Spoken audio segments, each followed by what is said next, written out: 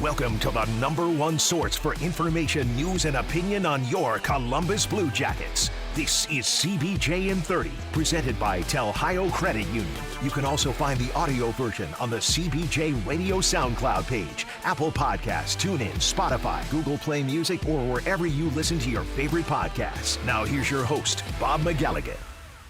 Well, it certainly did feel like opposite day in Toronto last night when the Blue Jackets lost to the Maple Leafs. 3-0 was the final score. That was game 2 of their Stanley Cup qualifying series. The first game, the Blue Jackets won by the score of 2-0. So that's about as opposite as it gets, is it not? The Blue Jackets just couldn't find a way to generate any offense last night. And it was just a tough night, tough afternoon, whatever you want to call it. It was tough overall for the Blue Jackets. Coming up in just a bit, I'll talk with Fox Sports analyst Jean-Luc Grand-Pierre all about that. But first, I want to tell you about Telhio Credit Union. You know, Telhio Credit Union, putting people over profits is nothing that is new to them. They've been doing it for a long, long time. How long, you ask? Well, I'll tell you, they've been doing it since all the way back in 1934. Yeah, and that is quite a long time, which begs the question, why do you need a normal bank? Why are you even concerned about a normal bank when you can have a credit union that will put you above and beyond anything else? Find out all about Telhio Credit Union. All you have to do is go to their website at telhio.org, and you'll get everything that you need to know right there. They'll tell you why you should join a credit union. They'll tell you what the benefits are. They will basically show you, just by you scrolling through and clicking on different options, they will show you why it's important to them to make you number one and why you deserve to be first. So the Blue Jackets, they weren't first last night. They were, well, they didn't even get on the board, but they were not first to the puck. They were not first in many categories whatsoever. I think the only category that they beat the Toronto Maple Leafs in yesterday's game was goaltending. And even at that, Frederik Andersen got a shutout, but Joonas Korpisalo was unbelievable for the Blue Jackets in that game. If it wasn't for Joonas Korpisalo, that game may have been 3 or 4-0 in the very first period. But he was on his game, and he held the Leafs off for as long as he could. As a matter of fact, let's go through the game recap, which is being brought to you by Moo Express Car Wash, home of the Unlimited Wash Club. Blue Jackets and the Leafs, they skated to a 0-0 tie until there were 4 minutes left in the second period. And that is when Austin Matthews finally got himself free in between the circles. Oliver Bjorkstrand was trying to come back in a back check. Zach Werenski had pinched in offensively at the other end. He kind of got trapped. Bjorkstrand came back and was attempting to back check on the play. He didn't get Matthews' stick in time. Matthews was able to redirect a shot. He just tipped the shot. A pass came to him. He redirected it, and he got it inside the left post, and that's what gave Toronto a 1-0 lead. So the Blue Jackets are still in the game at that point, and they're still battling. They're still trying to get there. And then, again, unfortunately for Werenski, he gets in deep on a play, and the Leafs get control of the puck. This one, Zach is trying to stick handle and get it from, I think he was taking it from the backhand to the forehand, or whichever way it was. He's trying to take it from one to the other, and the puck rolls off his stick, and it goes right to the Maple Leafs, and they spring John Tavares on a breakaway. He comes in one-on-one with Korpisalo. Jonas thought he had it. He felt it hit him in the arm. The only problem was the arm was far enough away from the body where it hit him in the arm, and then it trickled through and got into the net, and that made it a 2-0 game. And really at that point, because the Blue Jackets just had no offensive push, they were getting very little, if any, zone time, offensive zone time against the Maple Leafs. The 2-0 lead felt like it was a lot more, but they were still trying to get into the game, and it just never happened. Eventually, a Morgan Riley empty net goal sets the final score in the game at 3-0. So I sat here after the Sunday game and talked all about how almost perfectly the Blue Jackets played in the game, how they didn't need to make any lineup changes, how everything was good. Everything was peaches and cream, as a matter of fact, after the game on Sunday. But it soured in a hurry, and that's the way the National Hockey League works. We all know that. I think maybe we had forgotten that over the layoff over 4.5 months, but it is a tough league. And you knew that the Toronto Maple Leafs were going to come back and they were going to play a tough game. But did you know they were going to defend as well as they did? Maybe you should have known that, because two different people told me that yesterday. Jody Shelley said it, in our rink report we did before the game. John Tortorella told me that in our pregame interview about how well the Leafs defended in game 1. So I guess we should have been ready for them to come out and defend really well in game 2. And they did. And that's why the Blue Jackets didn't get a goal, because they had a hard time generating anything when it came to the offense. But with all of that being said, Blue Jackets had power play chances. Their power play, again, looks like it is a work in progress. They just can't figure it out for whatever reason. Finally, on the last power play, they took Seth Jones off the half wall and they put him back at the blue line and put Werenski a little bit lower. And so they're trying to do different things. But when you're doing that stuff throughout the course of a game, it means what you wanted to do isn't working. And unfortunately for the Blue Jackets, there was nothing that was working other than the play of Jonas Korpisalo. Everything else was broken at best. The lines were all mixed up. John Tortorella was trying to generate offense wherever he could. He couldn't find it. No matter what he did, he couldn't figure out a way for his team to get to where they needed to be. And they lost. In their effort, they lost.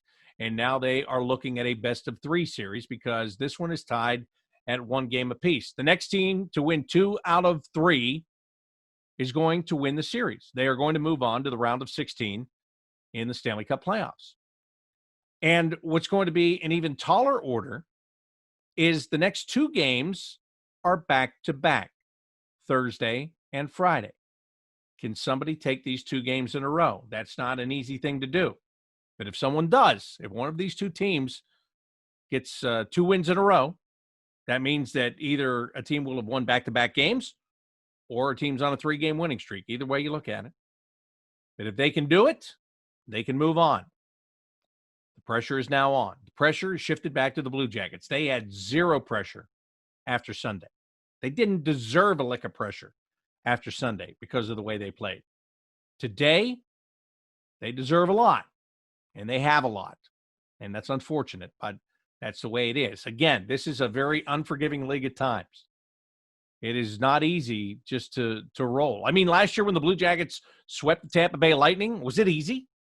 Like when it was all said and done, we were all thrilled. We were all just joyous as could be. But let's think about that. How many anxious moments were there in each of those 4 games? You know it's not easy. You hope it looks easy at the end of the day, and game 1 looked easy. Game 2 didn't look so easy. Unless you're a Toronto Maple Leafs fan. Looked a lot easier on that side because they had the zone time. They had the pressure. They had just about everything they wanted in that game. Austin Matthews, he's their best player. Again, for a 2nd game in a row, I think he played like their best player. They tried to get Mitch Marner going by putting him on the same line as Austin Matthews. You know, again, he was visible, but he was on the ice a lot. He was on the ice at even strength. He was on the ice on the power play, and they had a lot of power plays. They had 5 of them. Blue Jackets killed them all off, but they had 5 of them. That's too many penalties to take. Throws you all out of sync. I'll talk with Jean-Luc Grand-Pierre about that in just a few minutes here. But that throws you out of sync. You've got to stay at 5-on-5, especially against this team, for both of those reasons. Number one, they have the offensive weapons that can beat you. Even though they didn't get a power play goal, that's not the point. The point is that they have the weapons and they can beat you like that. The other thing is, again, disrupting the lines. On Sunday, the Blue Jackets were able to roll 4 lines. There was good continuity there. There was good performances there, and it worked out well for them. Last night, it was different. It was broken up because of the special teams, and they just they didn't get results. I was going to say they didn't get the same result, but the fact is, last night, they just didn't get results. And they've got to find a way to turn it around for Game 3, which is coming up tomorrow. But that's just the way that I look at it. Am I an expert? Yeah, kind of. But the real expert is the former Blue Jackets defenseman who now works as an analyst for Fox Sports Ohio. That is Jean-Luc Grand-Pierre. Let's bring him in as part of today's interview, which is being brought to you by the Columbus Dispatch. Well, Jean-Luc, I don't know if you could have 2 games that were more the opposite of one another than Sunday night, where the Blue Jackets won 2-0 over the Maple Leafs, and then yesterday afternoon, where the Maple Leafs come out and just bring it to the Blue Jackets. They wind up shutting them out by the score of 3-0. You knew the Leafs were going to come hard in that game, but did you expect the Blue Jackets to show a little bit more than you saw in Game 2? I did. I expected definitely more from this team. We all know this is a team that typically John Torella and his coaching staff, they have them ready to play. And they knew the Leafs were going to go at them. You read all the newspapers in Toronto, and they were already on Tavares and Marner's case. So you expected these guys to come out flying, and they really did. And I think it caught the Blue Jackets on their heels. Thankfully, Jonas Korpisalo was there to answer the bell, because I'll tell you something. The only common denominator between game 1 and game 2 was the performance of the goaltenders. Yeah, and he was great. I mean, he was, and when I'm talking about Korpisalo, he was the star of the game. I don't think there was anybody else for the Blue Jackets you can even say had a good game other than Jonas Korpisalo. And let's be honest about it. If he didn't have a good game, it's probably 4-0, maybe in the first period, maybe by early in the second period, and he's getting yanked for Elvis Merzlikins. So it was really important for him to have a good game. So that's the positive sign of that. But I was really, really shocked that they just couldn't generate any kind of offense. Now, I talked to Jody yesterday before the game, and, he talked about how well the Leafs defended in game 1. John Tortorella told me how well the Leafs defended in game 1. Well, in game 2, they did it all, right? I mean, they defended, they made it tough on the Blue Jackets, and then they found a way to finally get their goals. Yes, they defended really well. You saw the big guns, the Matthews back checking with a purpose, making it hard on the Blue Jackets forward. But the big difference is the Blue Jackets could not, I don't know if it's because they couldn't get into a groove with all the penalty that occurred during the game, but we never saw that energy shift of whether it was Riley Nash's line or the first line being able to generate good offense in the zone for 30, 45 seconds. It was 1-2 pass, and then the Leafs would cut it down, and in transition, they were killing the Blue Jackets. So that's something they'll have to adjust. The passing was not as sharp, but I think it's because Toronto basically took the Jackets to their own game plan and plugged the middle really, really bad. And it was really hard for the Jackets to even find any ice escape with the puck. So that's something they'll have to rectify in game 3, but I'm not worried that they'll be ready to play for that game. It's really funny. After the first game, you wouldn't even contemplate making a lineup change before game number 2. And now you watch how Torts had mixed up all the lines. You mentioned Riley Nash. This is a guy I think has played really well in the first 2 games. And at one point, the Blue Jackets had 6 shots on goal, and 2 of them were shorthanded chances by Riley Nash. Now, is he going to get the same amount of minutes as Pierre-Luc Dubois or Alexander Wenberg? No, probably not. However, you got to start somewhere. And Alexander Texier wound up with a line on him, or ended up on a line with him, I should say. And I don't think that's because – I don't know that it's because Texier was playing badly. I think it was because John Tortorella was trying to get him somebody that might be able to get him the puck.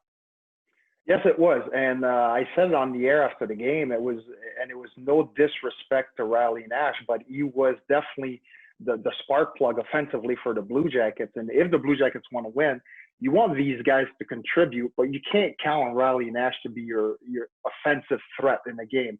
And that's what he was in that game. Unfortunately for the Blue Jackets, again, I come back to those penalty minutes.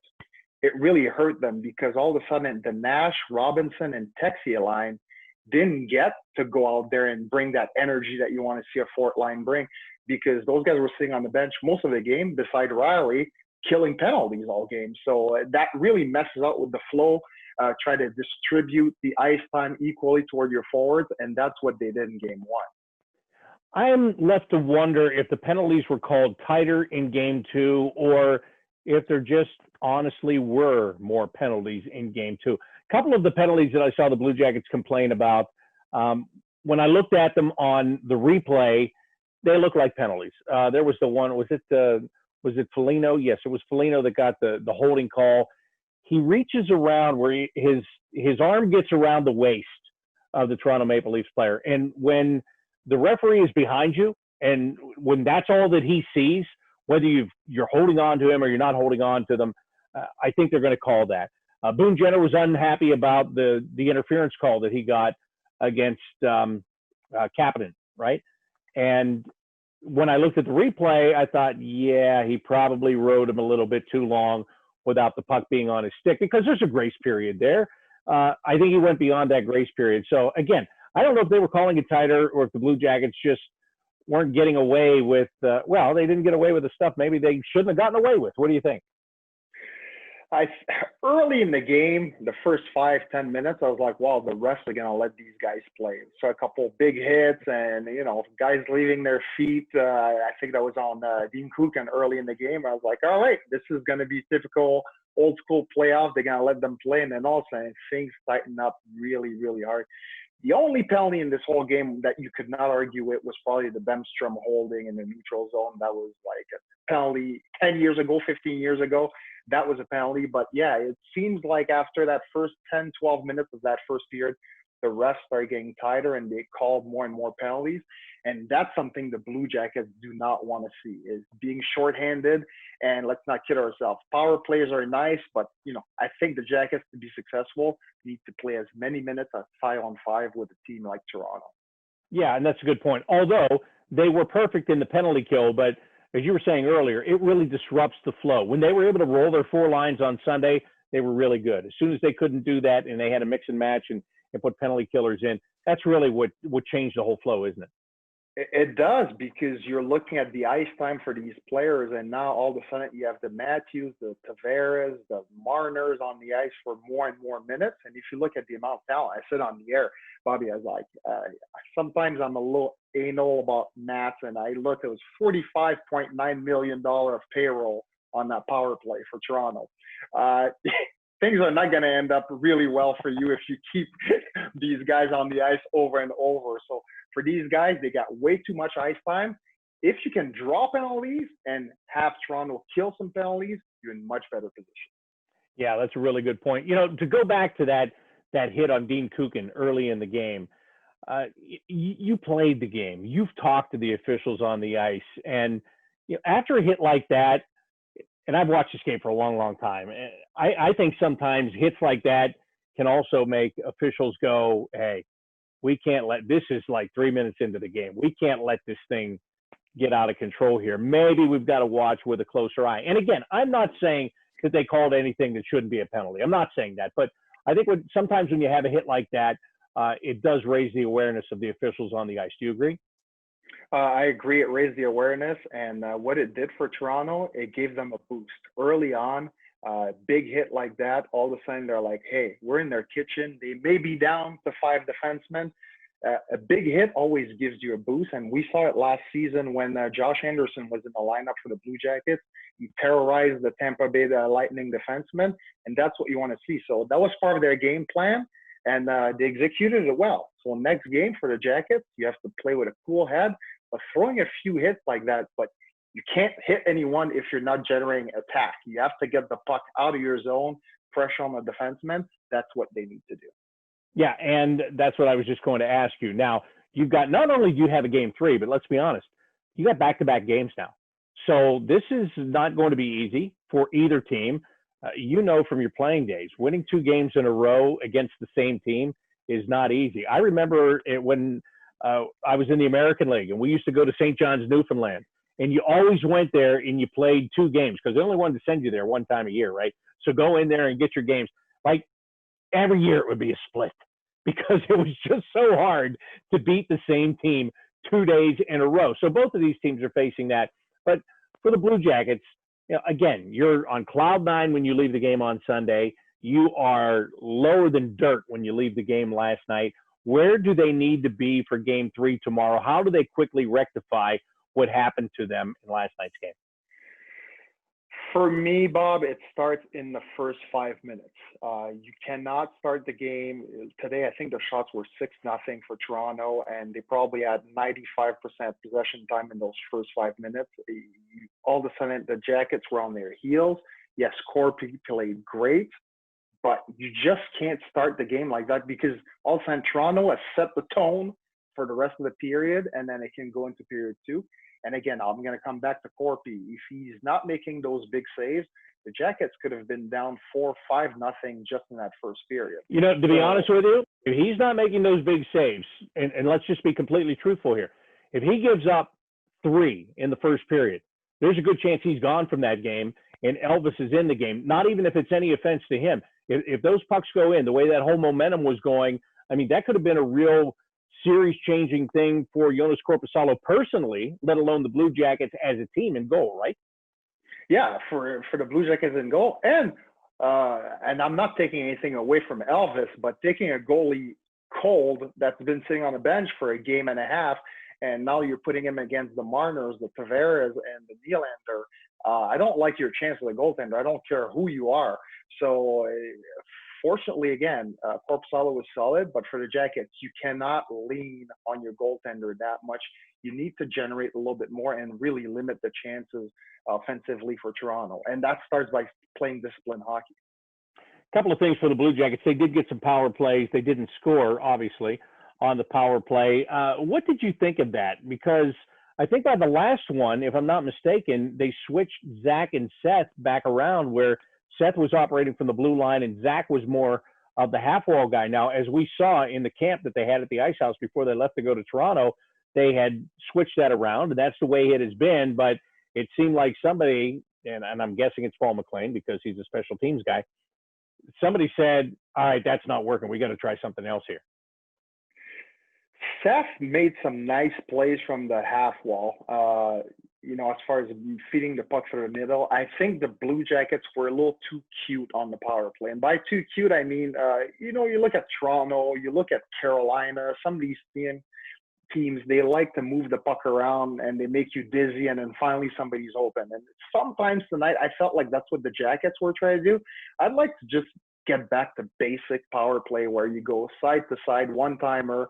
You got a Nick Foligno or a Boone Jenner in the crease, creating some, obstruction and shielding the goalie, and just get on some rebound and get some ugly goals. Sometimes when you try to get things a little too cute, it complicates things.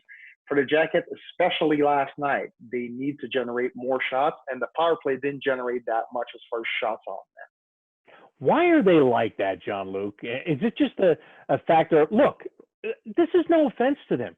They are not as gifted as the Toronto Maple Leafs when it comes to offense. They are not as gifted as some teams, maybe you could say many other teams, I don't know, but they do have that grit. Why don't they play to that? Why do they try to be too fancy? Why do they try to get the highlight reel goal when they really should just get the ugly goal that still counts the same? I'm not sure, Bob. I've never been a power play guy, but I can tell you typically if you have the puck on your stick, especially on the power play, you do not want to waste an opportunity with a shot if you can see the goaltender, because most likely he can see you. And if the goalies can see the shots in the NHL today, they'll make the save most of the time. The only guy that is not going to hesitate to pull the trigger is Olivier Bjorkstrand. And I think the other teams know it, and they're taking that passing lane away. Although he's at the point, the minute Bjorkstrand gets the puck on his stick, you can see everybody clears the way to make sure the goaltender can see it. But I think, we need to see some of these other guys starting to think, hey, shoot first mentality. And that starts with Zach, that starts with Seth.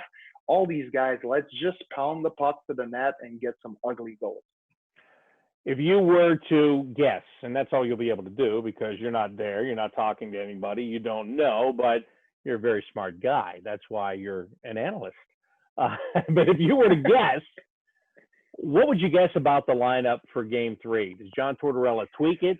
And if he does, Kukin's an easy thing. Like he said after the game that he thought that he was fine. But if they think maybe he wasn't fine, that's an easy fix. But do you also go for an easy fix with like a Liam Foudy, who, he wasn't, I can't say wasn't involved in the game because he was, but he didn't do anything. He didn't get any points or whatever. That's an easy take out of the lineup type of a guy. You know what I mean? Because he's a rookie and that kind of stuff. Do you see if they do any tweaks, it'll be the easy things, or is this a chance to send a message? Would it even be worth to send a message in Game 3? That's a tough one. So on the defensive side, I think if Cook is okay, he'll be playing the next game. I'm not worried about it. So I don't expect any change in that. Obviously, I don't expect any change on defense.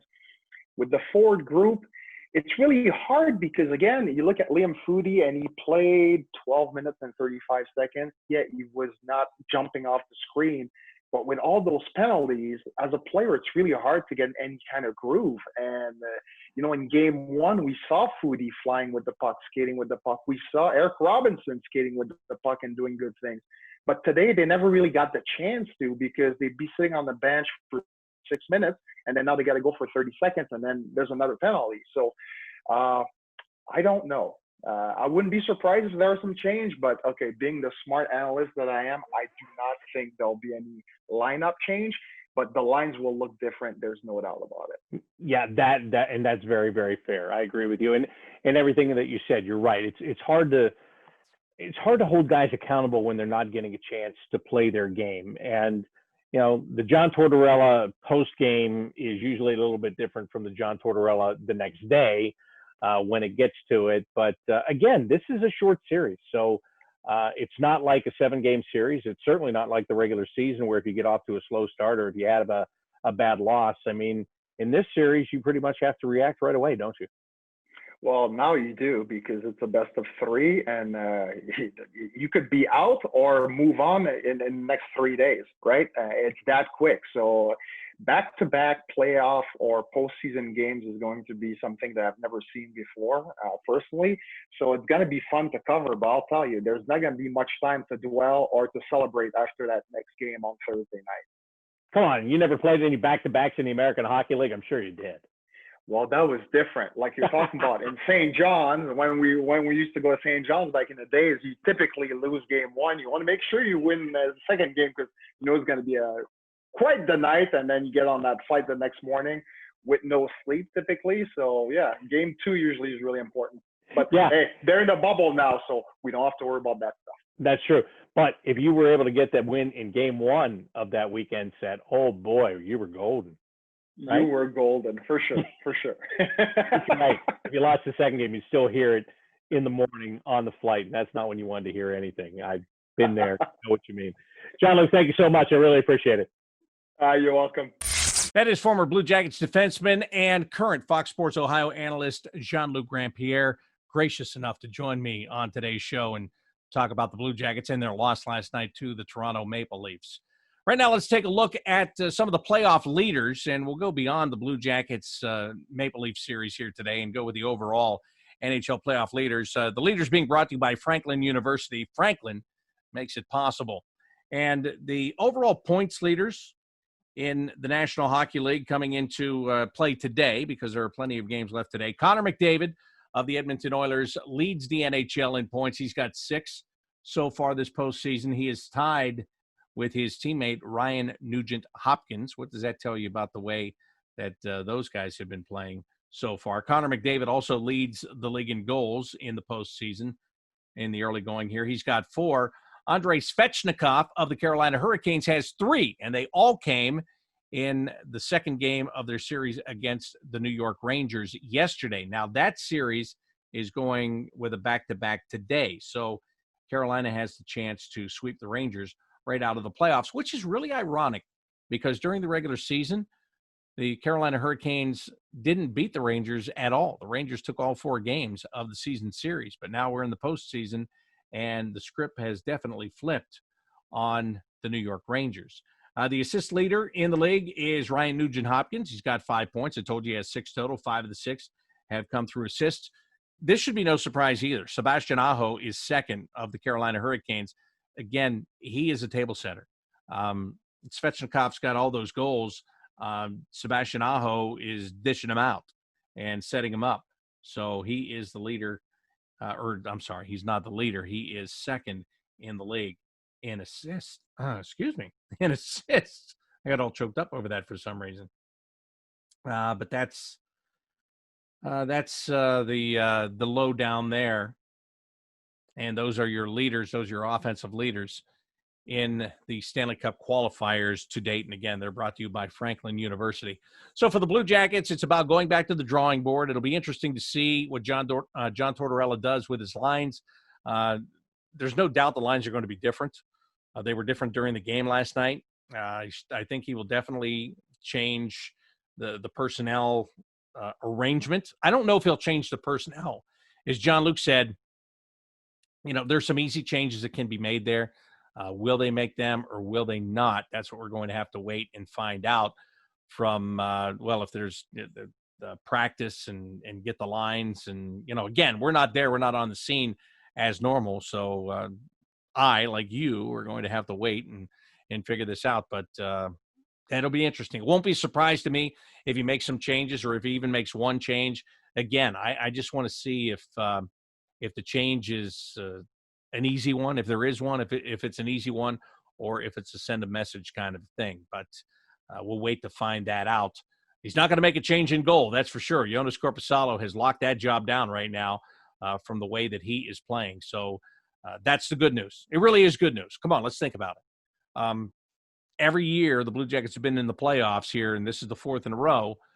You want to know that you have stability in goal. And they knew they had that for 3 years with Sergei Bobrovsky. Coming into this one a couple of days ago, there was debate, right? We had debate. I tried to tell you what I thought, and I tried to tell you my opinion, and I turned out to be spot on, right? Hey, sometimes you get lucky. Sometimes you're good. Which one am I? You figure it out. I know what it is, but you figure it out. Anyway, all joking aside, this guy's been terrific. He's been outstanding, and he's been the backbone. So he has to continue to do that, and they've got to give him support. They did it in game one. They've got to do it in game three to not just get back into the series. They got to take the lead again in this series and put that pressure squarely back on the Toronto Maple Leafs. That game tomorrow night is going to be at 8 o'clock Eastern time. Our pregame coverage on the Blue Jackets radio network will begin at 7 o'clock tomorrow evening. You can get it on the flagship station, 97.1 The Fan in Columbus. You can get it across Ohio on our radio network. We also have a couple of stations in West Virginia. You can get it through your phone by using the Blue Jackets app.